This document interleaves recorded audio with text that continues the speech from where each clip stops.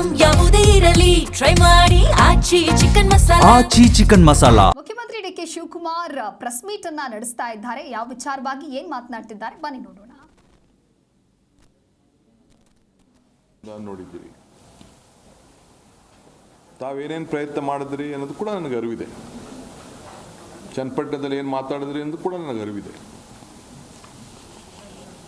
ತಾವು ನನಗೆ ತೋರಿಸಿದಂಥ ಪ್ರೀತಿ, ವಿಶ್ವಾಸ, ಅಭಿಮಾನ ಏನು ವ್ಯಕ್ತಪಡಿಸ್ತಾ ಇದ್ದೀರಲ್ಲ, ಇದಕ್ಕೆ ನನ್ನ ನಮನಗಳನ್ನು ಅರ್ಪಿಸಲಿಕ್ಕೆ ನಾನು ಬಯಸ್ತಾ ಇದ್ದೀನಿ.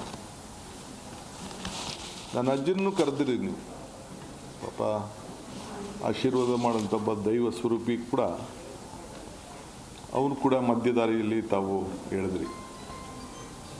ನಾನು ಅದನ್ನು ಚರ್ಚೆ ಮಾಡೋಕ್ಕೆ ಹೋಗೋದಿಲ್ಲ. ಅನೇಕ ವಿಟ್ನೆನಲ್ಲಿ ಗಲಾಟೆ ಸಂದರ್ಭದಲ್ಲಿ ಏನಾಯಿತು ಅನ್ನೋದು ಕೂಡ ನನಗೆ ಅರಿವಿದೆ. ರೈತರ ಮುಂದೆ ನಾನು ಏನೇನು ಮಾತಾಡಿದ್ದೀನಿ, ರೈತರ ಹತ್ರ ಏನೇನು ಮಾತಾಡಿದ್ದೀನಿ ಅಂತ ನಾನು ಅದನ್ನೆಲ್ಲ ವಿವರಣೆ ನಾನು ಹೇಳೋಕ್ಕೆ ಹೋಗೋದಿಲ್ಲ. ಈಗ ತಮಗೆ ನಾನು ಹೇಳೋದಿಷ್ಟೇ, ನಾನೀಗಾಗಲೇ ಹೇಳಿದ್ದೇನೆ, ಇದು ನನ್ನ ಕನಸಿನ ಯೋಜನೆ ಅಲ್ಲ, ನನ್ನ ಯೋಜನೆ ಅಲ್ಲ. ಇದು ನನಗೆ ಯೋಜನೆ ಅವಶ್ಯಕತೆಯೂ ಇಲ್ಲ, ನಂದು ಅನ್ಸ್ಕೊಳ್ಳೋಕ್ಕೆ ಅವಶ್ಯಕತೆಯೂ ಇಲ್ಲ. ನಾನಿದಕ್ಕೆ ಪಿತಾಮಹ ಆಗಲಿಕ್ಕೂ ಇಷ್ಟ ಇಲ್ಲ. ಬೆಂಗಳೂರು ಸುತ್ತಮುತ್ತಲು ಸಾವಿರಾರು ಎಕರೆ ಇವತ್ತು ಅಕ್ವಿಷನ್ ಆಗಿದೆ, ಹಾಸನದಲ್ಲಾಗಿದೆ, ಇವತ್ತು ಕೃಷ್ಣ ಯೋಜನೆ ಆಲ್ಮಟ್ಟಿಲಾಗಿದೆ, ನಮ್ಮ ಆರುಬಲೆಲಾಗಿದೆ. ಆ ಎಲ್ಲ ಕಡೆ ಯೋಜನೆಗಳನ್ನು ಅಕ್ವಿಷನ್ನು, ಲ್ಯಾಂಡ್ ಅಕ್ವಿಷನ್ನು ಎಲ್ಲ ಕೂಡ ಆಗಿದೆ. ಏರ್ಪೋರ್ಟ್ ನಾನೇ ಮಂತ್ರಿ ಆಗಿದ್ದಾಗ ಏರ್ಪೋರ್ಟ್ಗೆ ಲ್ಯಾಂಡ್ ಅಕ್ವಿಷನ್ನು ನಾನೇ ಡಿಸ್ಟ್ರಿಕ್ಟ್ ಮಿನಿಸ್ಟ್ರು. ಬರೀ 6 ಲಕ್ಷ ರೂಪಾಯಿಗೆ ಅವತ್ತು ರೈತರನ್ನ ಕರೆಸಿ ಮಾತಾಡಿ ತೀರ್ಮಾನ ಮಾಡಿದೆ. ಮುನ್ನರಸಿಂಹ MLA ಅವರು, ಬಚ್ಚೇಗೌಡರು, ನಮ್ಮ ಮಿಲ್ಕ್ ಅಧ್ಯಕ್ಷರಿದ್ದರು, ರಾಮಯ್ಯ ಅಂತ ಇದ್ದರು, ಎಲ್ಲ ಕೂತ್ಕೊಂಡು ನಾವು ಮಾತಾಡಿ ಒಂದು ತೀರ್ಮಾನ ಮಾಡಿದ್ರು. 4,000 ಎಕರೆಯಲ್ಲಿ 2,000 ಎಕರೆ ಸರ್ಕಾರದ್ದು, 2,500 ಎಕರೆ ರೈತರದು. ಇವತ್ತು ಏನಾಗಿದೆ, ಸುತ್ತಮುತ್ತಲು ಏನಾಗಿದೆ ಅಂತ ನಾನೀಗ ನಿಮಗೆ ಆಲೋಚನೆ ಮಾಡ್ತಿಲ್ಲ. ಕೃಷ್ಣ ಸಾಹೇಬ್ರ ಕಾಲದಲ್ಲಿ ITBT ಯೋಜನೆ, ವೀರಪ್ಪ ಮೊಯ್ಲಿಯವ್ರ ಕಾಲದಲ್ಲಿ ಕೆಲವು ಯೋಜನೆಗಳು, ಎಲೆಕ್ಟ್ರಾನಿಕ್ ಸಿಟಿ, 2 ಲಕ್ಷ, 1.5 ಲಕ್ಷ, 1 ಲಕ್ಷಕ್ಕೆಲ್ಲ ರೈತರು ಜಮೀನನ್ನು ಕಳ್ಕೊಂಡ್ರು. ಇವತ್ತು ಆ ಜಮೀನುಗಳೆಲ್ಲ ಒಂದು 50 ಕೋಟಿ, 60 ಕೋಟಿ, 70 ಕೋಟಿ ರೂಪಾಯಿ ಬೆಲೆ ಬಾಳಂಥದ್ದು ನಾನು ಕಿವಿಲಿ ಕೇಳ್ತಾ ಇದ್ದೀನಿ. ಅವರು ಯಾರವರು? ರಿಯಲ್ ಎಸ್ಟೇಟ್ ಏಜೆಂಟ್ಗಳು. ಅವರು ಜಮೀನು ಕಳ್ಕೊಂಡವರು, ರೈತರ ಕಳ್ಕೊಂಡವರು, ಯಾರು ಮಾಡಿದ್ರು, ಯಾವ ಕಾಲದಲ್ಲಾಯಿತು, ಅದು ನಾನೇನು ವಿವರಣೆ ಮಾಡಬೇಕಾದಿಲ್ಲ. ಆದರೆ ಇವತ್ತು 23/9/2006 ಮಾನ್ಯ ಗೌರವಾನ್ವಿತ ಮುಖ್ಯಮಂತ್ರಿಗಳ ಅಧ್ಯಕ್ಷತೆಯಲ್ಲಿ, ಆಗ ಯಾರಾಗಿದ್ದರು? ಕುಮಾರಸ್ವಾಮಿರ, ನೀವು ಜೊತೆಲಿದ್ರ? ಹಾಂ, ನೀವು ಇದ್ರಿ. ಸಮ್ಮಿಶ್ರ ಸರ್ಕಾರ, ಶ್ರೀ ಗೌರವಾನ್ವಿತ ಕುಮಾರಸ್ವಾಮಿಯವರಿದ್ದು, ಯಡಿಯೂರಪ್ಪನವರಿದ್ದು, ಅವರ ಜೊತೆಯಲ್ಲಿ ಸರ್ಕಾರ ನಡೀತು. ಅವರ ಅಧ್ಯಕ್ಷತೆಯಲ್ಲಿ ನಡೆದಾಗ 5 ಸಮಗ್ರ ಉಪನಗರಗಳನ್ನು ಅಭಿವೃದ್ಧಿ ಆಗಬೇಕು ಅಂತೇಳಿ, ಅದೇ ಡೇಟ್ ಹೇಳ್ತಾ ಇದ್ದೀನಿ, 23 ಸೇಮ್ ಡೇಟ್. ನಂದಗುಡಿ, ಕಸ್ಬಾ, ರಾಮನಗರ ತಾಲೂಕು, ಬಿಡದಿ, ಸೋಲೂರು, ಸಾತ್ತೂರು, ಈ ಎಲ್ಲ ಕಡೆ ಒಂದು ಯೋಜನೆ ಆಗಬೇಕು ಅಂತೇಳಿ ಅವರು ತೀರ್ಮಾನವನ್ನು ಮಾಡಿದ್ರು, ಟೌನ್ಶಿಪ್ ಮಾಡಲಿಕ್ಕೆ. ಅಲ್ಲಿಂದ ಸ್ಟಾರ್ಟ್ ಆಯಿತು. ಅದಾದ ಮೇಲೆ 28/6/6 ಇದನ್ನು BMRDಯಿಂದ ಪಬ್ಲಿಕ್ ಪ್ರೈವೇಟ್ ಪಾರ್ಟ್ನರ್ಶಿಪ್, PPP, ಸರ್ಕಾರ ಅಲ್ಲ, PPP ಯಾರು ಮಾಡೋದು? ಬಿಸ್ನೆಸ್ ಮೆನ್ ಮಾಡೋದು, ರಿಯಲ್ ಎಸ್ಟೇಟ್ ಡೆವಲಪರ್ಸ್ ಮಾಡೋದು. ಯಾರು ಮುಖ್ಯಮಂತ್ರಿ ಆಗಿದ್ದರು?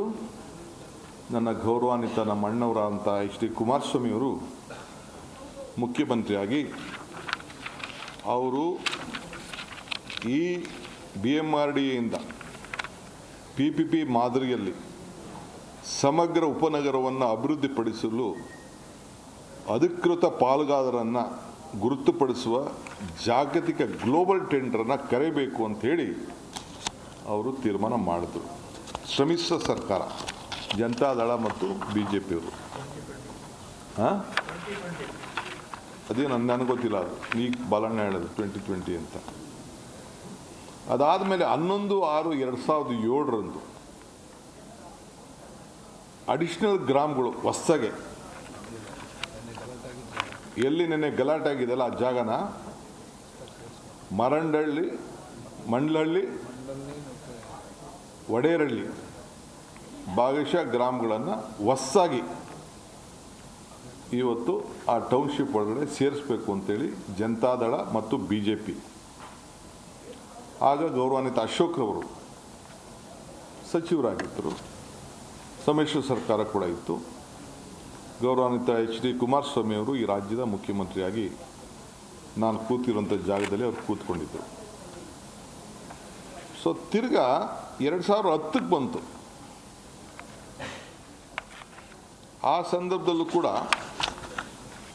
ಯಡಿಯೂರಪ್ಪನವರು ತಿರ್ಗಾ ಒಂದು ಸಮಗ್ರವಾದ ಉಪನಗರ ಯೋಜನೆಯನ್ನು ಮುಂದುವರಿಸಬೇಕು ಅಂಥೇಳಿ 2ನೇ ಬಾರಿಗೆ ಗ್ಲೋಬಲ್ ಟೆಂಡರ್ನ ಕರೆದು PPP ಮಾಡಲಲ್ಲಿ ಅವರು ಕೂಡ ಆಹ್ವಾನವನ್ನು ಕೊಟ್ಟರು. ಆಗ ಕೂಡ ಅಶೋಕ್ರವರು ಸಚಿವರಾಗಿದ್ದರು, ಅವರು ಕೂಡ ಅದಕ್ಕೆ ಸಚಿವರಾಗಿದ್ದರು. ಅದಾದ ಮೇಲೆ ನಾನು ಹೇಳೋದು,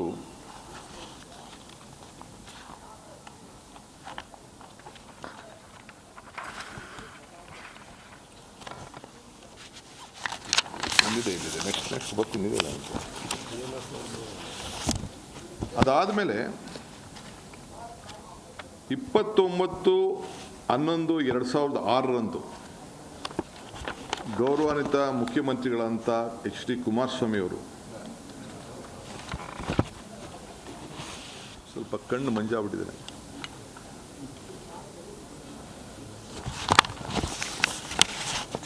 ಈ ಭೂಮಿಯನ್ನು ಇದು ಗಮನದಲ್ಲಿಟ್ಕೊಳ್ಬೇಕು. ಈ ಎಲ್ಲ ಭೂಮಿಯನ್ನು, ಖಾಸಗಿ ಜಮೀನನ್ನು 29/1/2001 ಸರ್ಕಾರದ ಆದೇಶ, ಇದು ನಾನು ಓದ್ತಾ ಇರೋದು ಕರ್ನಾಟಕ ರಾಜ್ಯ ಪತ್ರ, ಅಧಿಕೃತವಾಗಿ ಪ್ರಕಟಿಸಿದಂಥ ವಿಶೇಷ ಪತ್ರ.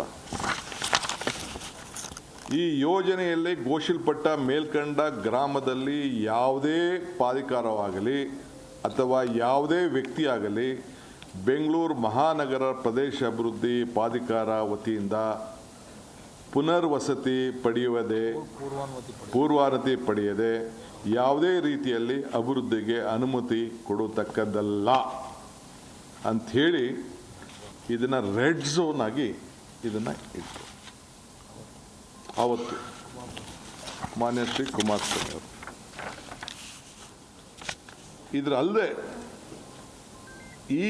ಈ ಭೂಮಿಗಳಲ್ಲಿ ಗ್ರಾಮ ಠಾಣಾ ಪ್ರದೇಶದಲ್ಲಿ ಕೂಡ ಹಳ್ಳಿಗಳನ್ನು ಕೂಡ ವಸತಿ ವಾಣಿಜ್ಯ ಆಸ್ತಿಗಳನ್ನು ಕೂಡ ನಗದು ನೀಡುವ ಪರಿಹಾರ ಕೂಡ ಘೋಷಣೆ ಮಾಡಿ ಆ ಹಳ್ಳಿಗಳ ಮನೆಗಳನ್ನು ಕೂಡ ಯಾರು ಬದುಕನ್ನು ಕಟ್ಕೊಂಡಿದ್ದಾರೆ, ಯಾರೋ ತಲೆತಾಲೆಯಿಂದ ಅಲ್ಲಿದ್ದಾರೆ, ಆ ಮನೆಗಳನ್ನು ಸೇರಿ ಅವ್ರನ್ನ ಒಕ್ಕಲೆಬ್ಬಿಸಲಿಕ್ಕೆ ಆದೇಶವನ್ನು ಹೊರಡಿಸಿದ್ರು. ಅವ್ರಿಗೇನೇನು ದುಡ್ಡು ಕೊಡಬೇಕು ಅಂತ ತೀರ್ಮಾನ ಕೂಡ ಮಾಡಿದ್ರು. 600 ಅಡಿ ಮನೆ ಇದ್ದರೆ 9,000 ಅಡಿ ಕೊಡ್ಬೋದು, 600 ಚದರ ಇಂದ 9,000 ಇದ್ದರೆ 1,200 ಅಡಿ ಕೊಡಬೇಕು. ಸೊ ಹಂಗಂತೇಳಿ ಅವ್ರದ್ದೇ ಆದಂಥ ವಿವರಗಳನ್ನು ಕೊಟ್ಟು 2,400 ಅಡಿ ಮೇಲಿರುವಂಥ ನಿವೇಶನ ಮನೆ ಇದ್ದರೆ ಅವ್ರಿಗೆ 3,000 ಕೊಡ್ಬೋದು ಅಂಥೇಳಿ ಅವರೇ ತೀರ್ಮಾನ ಕೂಡ ಮಾಡಿದ್ರು. ಅದಲ್ಲದೆ ಪ್ರೈವೇಟ್ ಡೆವಲಪರ್ DLFಗೆ ಪತ್ರ ಕೂಡ ಬರೆಸಿದ್ರು. ಅವರು ಏನು ನೀವು ಜಾಗ ಇದೆ, ನೀವು ಬನ್ನಿ, ರಿಯಲ್ ಎಸ್ಟೇಟ್ ಅಂತ ಹೇಳ್ತಾರಲ್ಲ ನಮ್ಮಣ್ಣ, ಜಾಗತಿಕ ಟೆಂಡರ್ ಕರೆದು ಆ DLF ಅವ್ರ ಹತ್ರ ದುಡ್ಡು ಕೂಡ ಕಟ್ಸ್ಕೊಂಡ್ರು ಪಾಪ. 400 ಕೋಟಿ ರೂಪಾಯಿ. ಯಾರು 16/11/2007 ಟಿ ವಿಲೇ ಹೇಳಿದ್ದಾರೆ ಪಾಪ, ಡೆಲ್ಲಿಯಿಂದ ಆರೋಗ್ಯ ಕೆಟ್ಟ ಕೂಡ ಪಾಪ ಟಿ ವಿಯಿಂದನೇ ಹೇಳಿದ್ದಾರೆ. ನಾನೇ 8,000 ಕೂಡ ಕೇಳಿದ್ದೀನಿ ಆ ರೈತರಿಗೆ ಅಂತ ಹೇಳಿದ್ದೆ.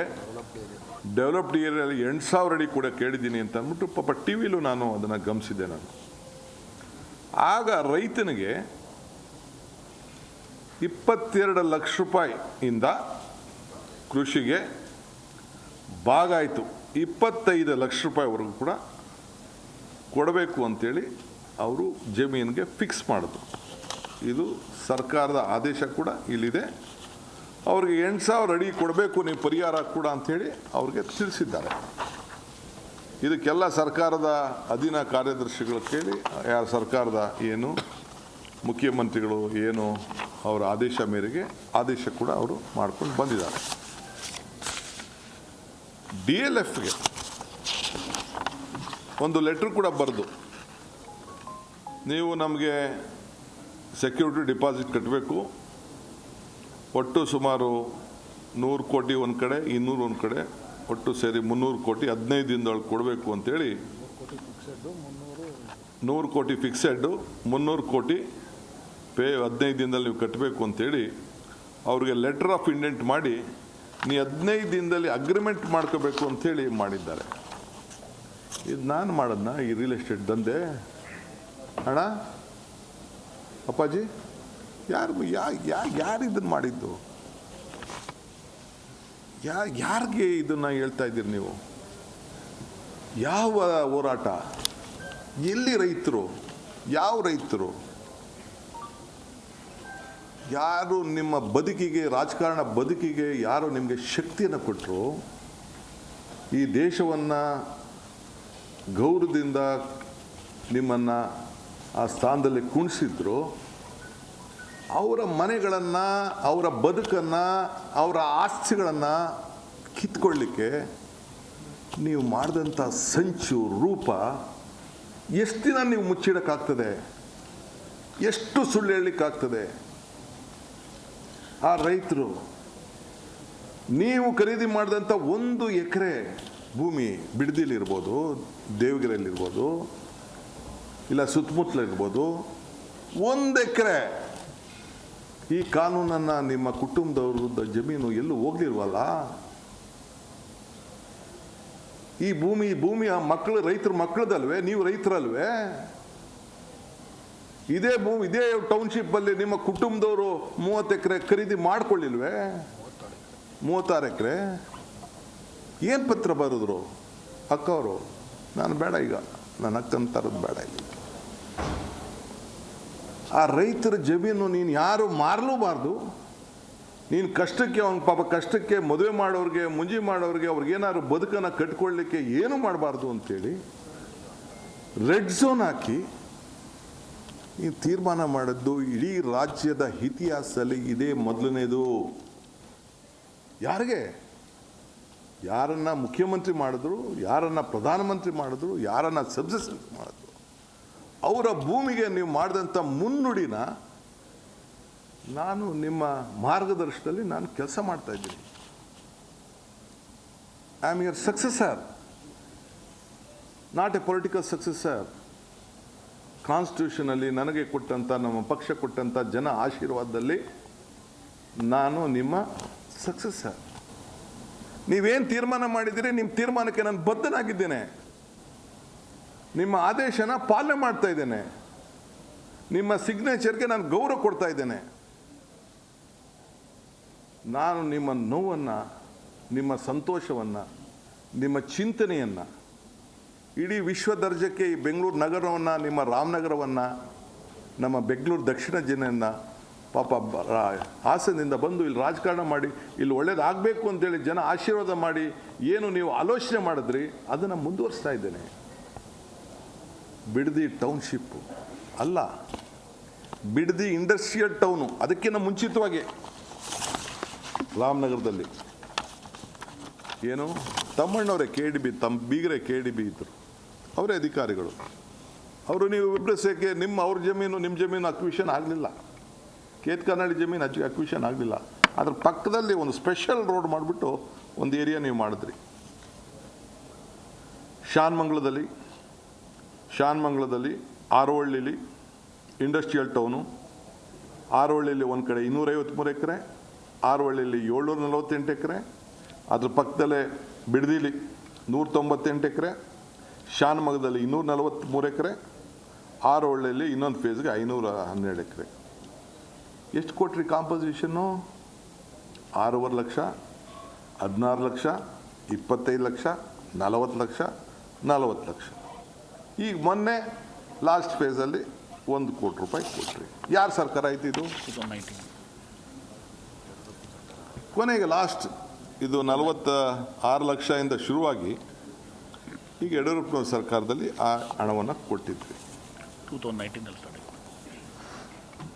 ನೀವು ತಿರ್ಗಾ ರೀಸೆಂಟಾಗಿ ಈ ಯಾವುದು ಟೌನ್ಶಿಪ್ಪಲ್ಲೇ ನಮ್ಮ ಕುಮಾರಣ್ಣ ಮಾತಾಡ್ತಾ ಇದ್ದೀರಿ, ದೇವೇಗೌಡರು ಪತ್ರ ಬರೀತಾ ಇದ್ದೀರಿ, ನನಗೆ ಪಾಪ ಅವ್ರ ಹೆಸರು ನಂಗೆ ತೆಗೆದುಕೊಳ್ಳೋಕೆ ಭಾಳ ನೋವಾಗ್ತದೆ, ದುಃಖ ಆಗ್ತದೆ ಭಾಳ. ನನಗೆ ಪಾಪ ತೊಗೋಬಾರ್ದು ನಾನು ಅವ್ರ ಹೆಸರು. ಆದರೆ ಏನು ಮಾಡ್ತೀರಿ, ಆ ಸ್ಥಾನದಲ್ಲಿ ಅವ್ರು ಕೂತ್ಬಿಟ್ಟಿದ್ರು, ಅವ್ರು ಸೈನ್ ಹಾಕಿದ್ದಾರೆ, ಆ ಸೈನ್ಗೆ ಗೌರವ ಕೊಡ್ಬೇಕು ನಾನು.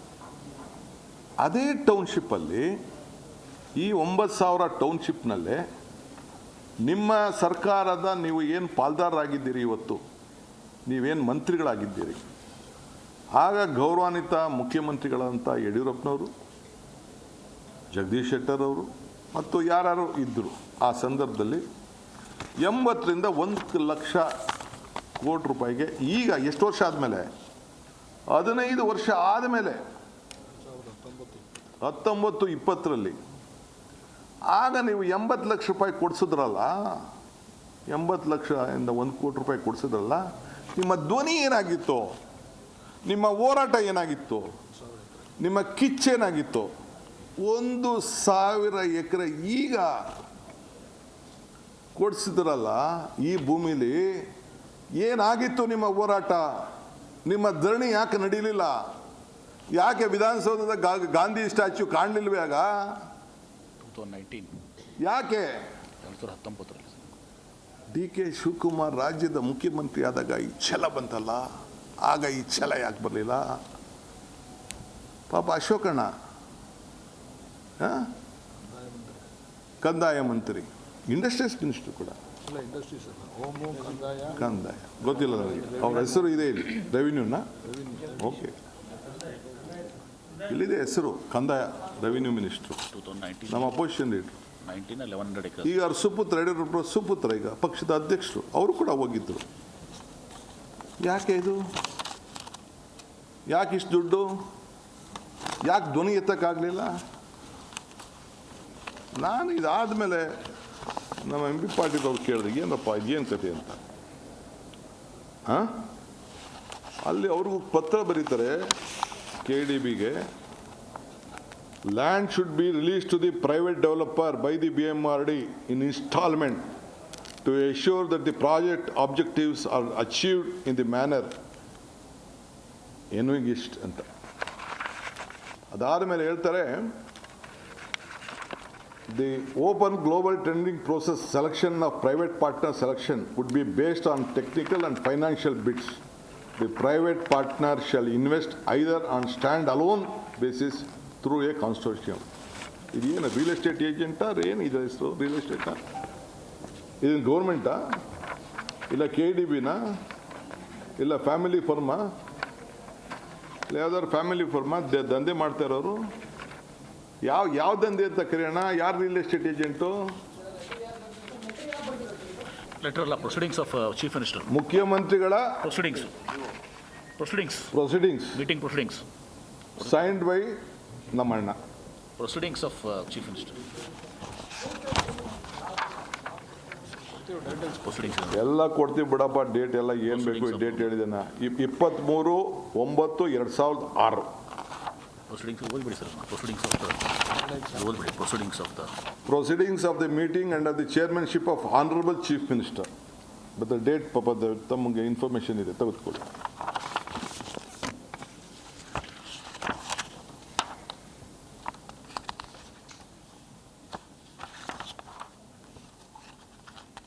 ಅದಾದಮೇಲೆ 2019 ಆದಮೇಲೆ ನಮ್ಮ ಮುಖ್ಯಮಂತ್ರಿಗಳಾಗಿದ್ದಂಥ ಯಡಿಯೂರಪ್ಪನವರು ಕೂಡ 2019ರಲ್ಲಿ ಆಗ 21 ಇರ್ತಾರೆ, ಆಗ ಅಶೋಕ್ರವರು ಕೂಡ ಸಚಿವರಾಗಿರ್ತಾರೆ. ರಾಜ್ಯಕ್ಕೆ ಹೊಸ ಬಂಡವಾಳ ಬೆಂಗಳೂರಿಗೆ ಸಮೀಪದಲ್ಲಿ ಹೂಡಿಕೆಯಾಗುವ ಸಾಧ್ಯತೆ ಇರುವುದರಿಂದ ಕೈಗಾರಿಕೆಗಳು, ವಸತಿಗಳು ಮತ್ತು ವಾಣಿಜ್ಯಗಳಿಗಾಗಿ ಹಲವಾರು ಇಂಟಿಗ್ರೇಟೆಡ್ ಟೌನ್ಶಿಪ್ಗಳ ಅವಶ್ಯಕತೆ ಇರುತ್ತದೆ. ಇದಕ್ಕಾಗಿ ಈ 9,000 ಎಕರೆ ಭೂಮಿ ಸೂಕ್ತವಾಗಿರುತ್ತದೆ. ಆದ್ದರಿಂದ ಚೀಫ್ ಸೆಕ್ರೆಟರಿ ಅಧ್ಯಕ್ಷತೆಯಲ್ಲಿ ಒಂದು ಕಮಿಟಿ ಮಾಡಿಬಿಟ್ಟು ರಿಪೋರ್ಟ್ ತರಿಸ್ಕೊಂಡು ಆ ಪ್ರದೇಶದ 35% ಕೈಗಾರಿಕೆ, 30% ವಸತಿ, ಉಳಿದ ಭೂಮಿಯನ್ನು ಇತರ ಉದ್ದೇಶಕ್ಕೆ ಮಾಡಬೇಕು ಅಂತೇಳಿ ಅವ್ರಿಗೆ ಆಗ ಅವತ್ತು ಮಾರ್ಗದರ್ಶನವನ್ನು ಕೊಡ್ತಾರೆ. ನಾನು ಜಾಸ್ತಿ ಮಾತಾಡೋಕ್ಕೆ ಹೋಗೋದಿಲ್ಲ. ಜಾಸ್ತಿ ಪ್ರೆಸ್ ಕಾನ್ಫರೆನ್ಸ್ಗೆ ಪಾಪ ನನಗೆ ಇಷ್ಟ ಇಲ್ಲ, ವಿಧಿ ಇಲ್ಲ, ಹೇಳಲೇಬೇಕು. ನನಗೆ ಪಾಪ ಯಾರು ಬಂದು ಈ ವಯಸ್ಸಲ್ಲಿ ಗಾಂಧಿ ಸ್ಟ್ಯಾಚ್ಯೂ ಮುಂದೆ ಪಾಪ ಯಾರಿಗೆ ಮನಸ್ಸು ನೋಯಿಸೋಕ್ಕೆ ಇಷ್ಟ ಇಲ್ಲ. ಯಾವ ನನ್ನ ತಾಯಿ ಪೊರಕೆ ಏಟು ನಮ್ಮ ಅಧಿಕಾರಿಗಳು ಹೊಡೆಯೋ ಅವಶ್ಯಕತೆ ಇಲ್ಲ. ನನಗೆ ಬೇಕಾದ್ರೆ ಹೊಡೆಯಲಿ, ನಾನು ಹೊಡೆಸ್ಕೊಳಕ್ಕೆ ರೆಡಿ ಇದ್ದೀನಿ. ನಂದೇನಾದ್ರು ತಪ್ಪಾಗಿತ್ತು, ನಾನೇನಾದ್ರು ತಪ್ಪು ಮಾಡಿದರೆ, ಅವ್ರ ಬದುಕಿಗೆ ನಾನೇನಾದ್ರು ಕೈ ಹಾಕಿದರೆ ನಾನು ಈ ವಾಸ್ತವಾಂಶ ತಿಳಿಸ್ಬೇಕಲ್ಲ, ಇದನ್ನು ಎಲ್ಲರಿಗೂ ತಿಳಿಸ್ಬೇಕಲ್ಲ. ನಾನು ಹೇಳ್ತಾ ಇದ್ದೀನಿ, ನನ್ನ ರೈತರ, ನನ್ನ ತಾಯಿಂದಿರಿಗೆ ನಿಮ್ಮ ಹತ್ರ ಎಲ್ಲ ಮಾತಾಡಿದ್ದೀನಿ, ನೀವೆಲ್ಲ ಬಂದಿದ್ದೀರಿ ನನ್ನ ಹತ್ರ. ನಾನು ಬಲವಂತವಾಗಿ ಯಾವ ಕಾರಣಕ್ಕೂ ನಿಮ್ಮ ಜಮೀನು ತೆಗೆದುಕೊಳ್ಳುವಂಥ ಅವಶ್ಯಕತೆ ನಮ್ಮ ಸರ್ಕಾರಕ್ಕಿಲ್ಲ. ಮುಖ್ಯಮಂತ್ರಿಗಳಾದಂಥ ಗೌರವಾನ್ವಿತ ಕುಮಾರಸ್ವಾಮಿಯವರು, ಯಡಿಯೂರಪ್ಪನವರು ಏನು ಮಾರ್ಗದರ್ಶನವನ್ನು ಕೊಟ್ಟಿದ್ದಾರೆ ಅವೆಲ್ಲ ಮುಂದುವರೆದಂಥ ಯೋಜನೆಗಳು. ಇದು ಕಂಟಿನ್ಯೂಷನ್ ಪ್ರೋಸೆಸ್. ಇದು ನಾನು ಇರ್ಬೋದು, ಇನ್ನೊಬ್ರು ಇರ್ಬೋದು, ಅದನ್ನು ನಾವು ಮುಂದುವರಿಸ್ತಾ ಇದ್ದೀವಿ. ಅದು ಬಿಟ್ಟರೆ ನಾನು ಇದಕ್ಕೆ ಬಲವಂತ ಮಾಡೋದಿಲ್ಲ.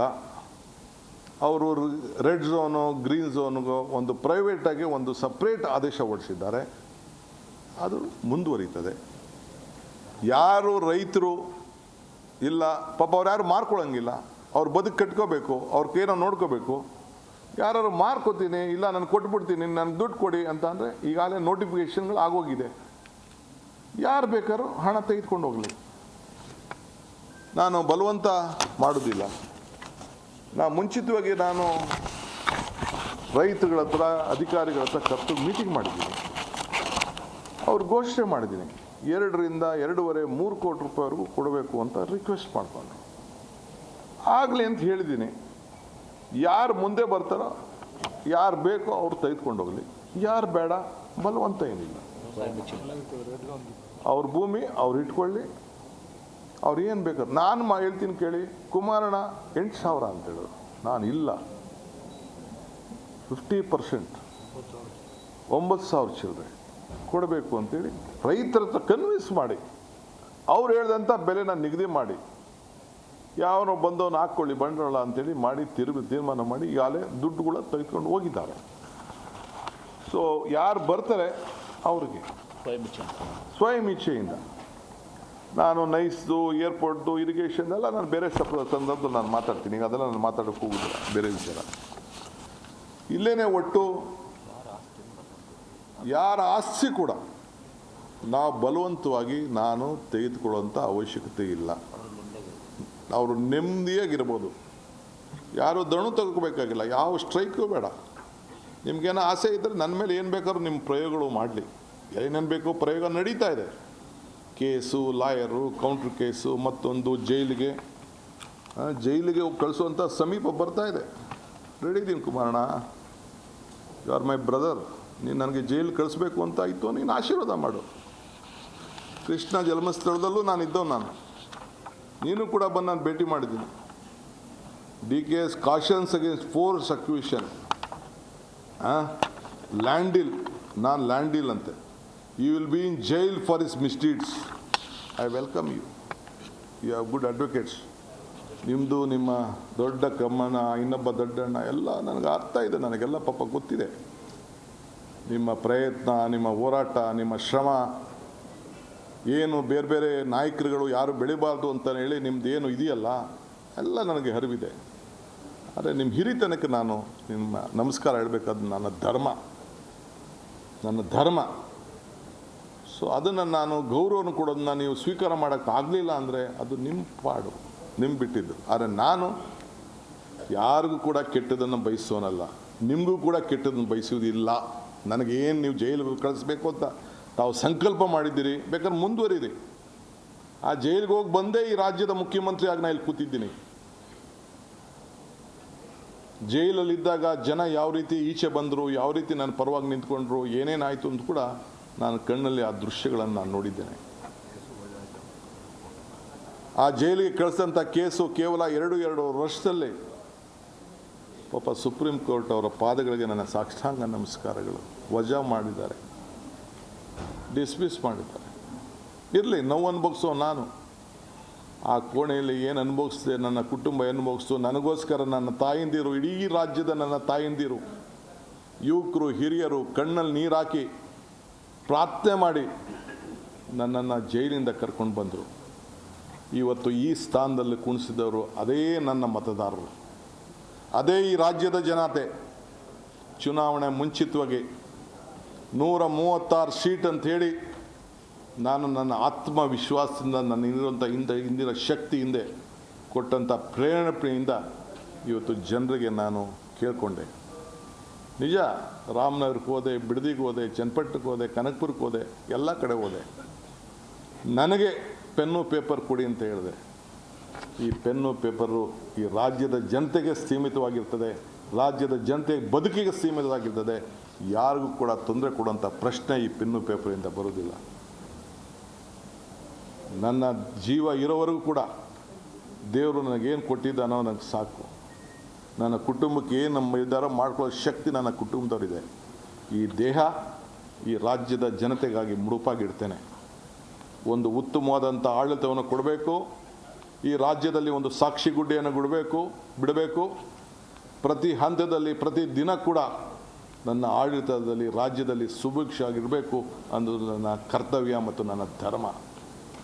ಆದ್ದರಿಂದ ನಿಮ್ಮ ಆಲೋಚನೆ ನನ್ನ ಜೈಲು ಕಳಿಸ್ಬೇಕಂತ ಎಲ್ಲ ನನ್ನ ತಾಯಂದಿರಿಗೆ ಹೇಳ್ತಾ ಇದ್ದೀನಿ. ಬಿಡದಿದೆ ಇರ್ಬೋದು, ರಾಮನಗರದಿರ್ಬೋದು,